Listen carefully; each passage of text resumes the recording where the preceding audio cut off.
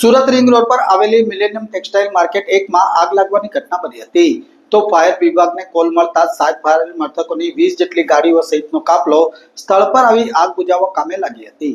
Surat ring રોડની millennium textile market 1 માં આગનો call fire વિભાગને મળ્યો હતો।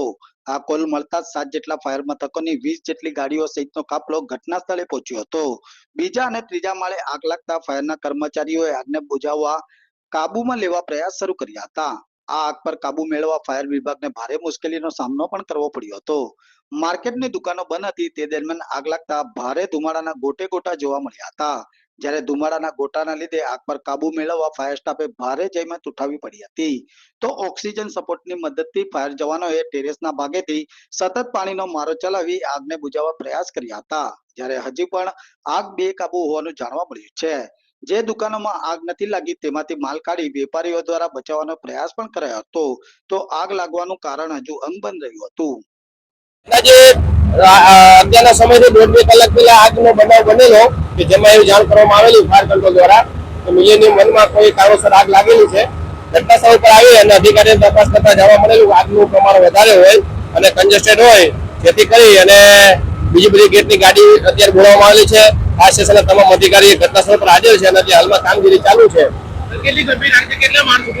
અત્યારે બીજા અને ત્રીજા માળનો સંભાવના છે, બાકી તો હવે આગ હોવા પછી જ ખબર પડશે કેટલા આગ હતી, કઈ દુકાનમાં હતી। અત્યારે સ્મોક વધારે હોવાથી બે સેટ અને બીજા ઇક્વિપમેન્ટ પહેરી અને કામગીરી અત્યારે હાલમાં चालू है।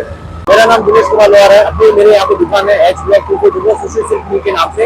हम जैसे डेली रूटीन दुकान आते हैं वैसे सुबह 10:30 बजे आए हैं, तो जैसे हमारा यहाँ आंटी हुई तो उस टाइम ही लगभग हमने सुना कि कुछ धमाका जैसे हुआ, शायद एसी कंप्रेशन फटा या कुछ हुआ। उसके बाद ही 5-10 मिनट के बाद में धुआं स्टार्ट हो गया था, वो भी सेकंड फ्लोर पे।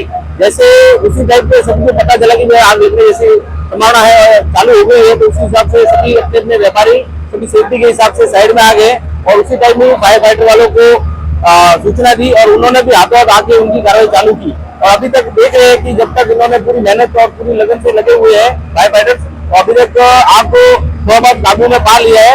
लेकिन क्या हो रहा है कि अभी तक वहाँ पे धुआं बहुत ज्यादा होने के कारण फायर फाइटर्स काफी मशक्कत करनी पड़ी उनको आग को काबू लाने में, और फिर भी कोशिश अच्छी जारी रह रही है। सभी व्यापारी भाई अभी वही सांत्वना देकर बैठे कि भाई जल्द से जल्द आग को काबू में पा लिया जा सके।